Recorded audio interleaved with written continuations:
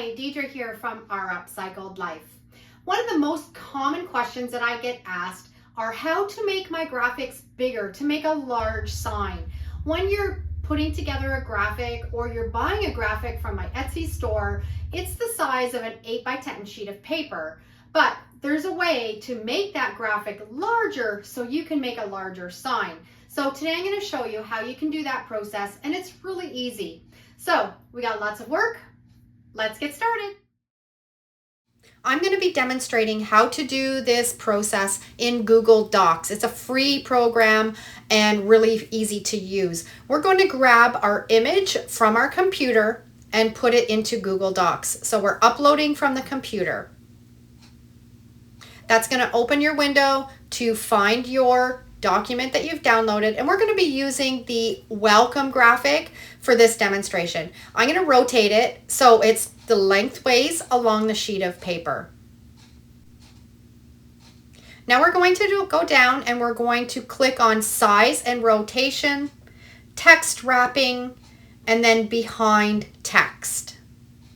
That's going to allow us to move the graphic around the sheet freely. Then we're going to click on the graphic again, click on Move to Text, Fix Position on Page. Now we're ready to enlarge our graphic, and it's going to move freely around the sheet. If you don't do those steps, you're not going to be able to move your graphic. So now we're going to start to enlarge the graphic bigger than the sheet of paper.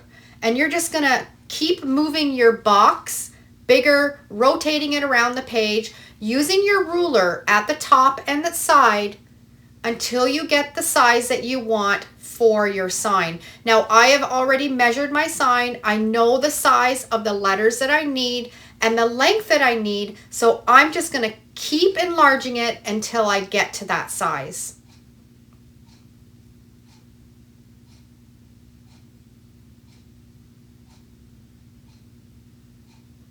Now you can see here I'm at 6 inches in length, and because we have the letters on both sides, we have to make sure that we're using that measurement for the length of the sign. It takes a little bit of math, might take a few times of you doing it to get the hang of it, but it's really easy once you get that figured out. Now, so once we've got these to the size that we need, we are going to print these off on 3 separate sheets, moving the graphic around, printing, move it back, print, and then move it and print. Because now you can see the whole graphic is much larger than one sheet of paper.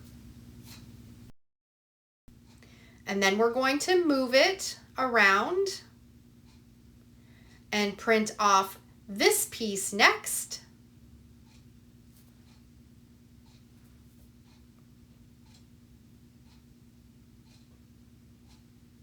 Once that's printed, we're going to move it and bring those other letters in, moving it around so you have it all on the sheet of paper.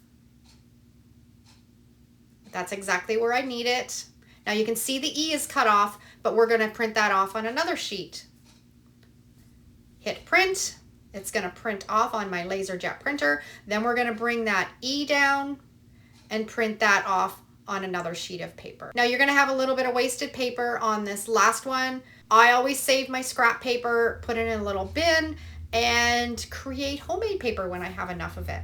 So now we have the 3 sheets of paper that are going to make up our welcome, and we're going to cut these down to size and put them on our sign. Okay, we have them all cut. Now you want to make sure that you have the same width between your letters on each sheet. So you want to make sure that you've got it all put together and make it a little bit easier on your life.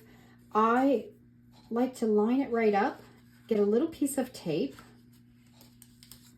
and then stick them together so you know they're exactly lined up where they need to be. So when you're going to put them on your project, you're not going to have to fuss around with having them go on crooked. You want them nice and straight. I have them all sized and spaced out properly. Now I want to trim along the top and the bottom, and then we're going to be ready to start our graphic transfer with some Mod Podge.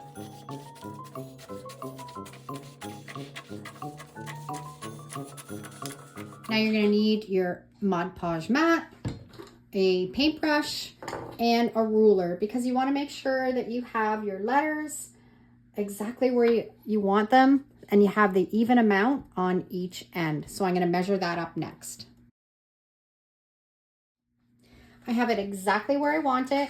Now I'm going to tape this section down. We don't want it to move around. It's exactly where we want it. And then we can flip this sheet up and put our Mod Podge on and then put it onto our sign.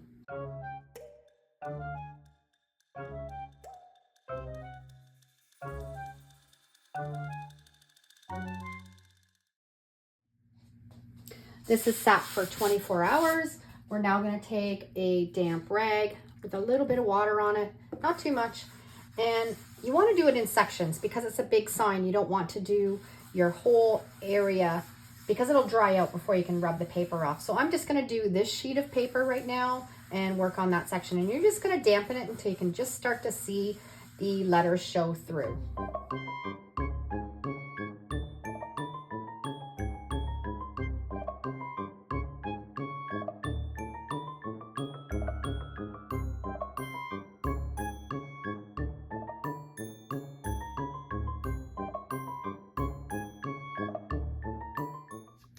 I've got all the paper rubbed off, and I wanted to show you because this technique is never perfect. So this is a prime example. I had a couple knots in the wood here and here, and the graphic kind of peeled off a little bit. I don't mind that. I think it makes it look even more rustic. And there's a couple spots here where I did some dings and some little notches with the hammer, and the graphic doesn't stick in those little spots. Just gives it that really rustic feel. So if you're wanting to do this technique and you're expecting it to be perfect, it's not going to be. It's going to sometimes work, sometimes you're going to rub off bits and pieces. You're not doing anything wrong. That's just this process. So here is our completed sign, making graphics that are larger than a sheet of paper. I hope it's been helpful and you can create some of these signs yourself. Thanks for watching. Have a great day, and we'll see you in the next video. And if you love this video, I'm sure you'll love these next two. Take care.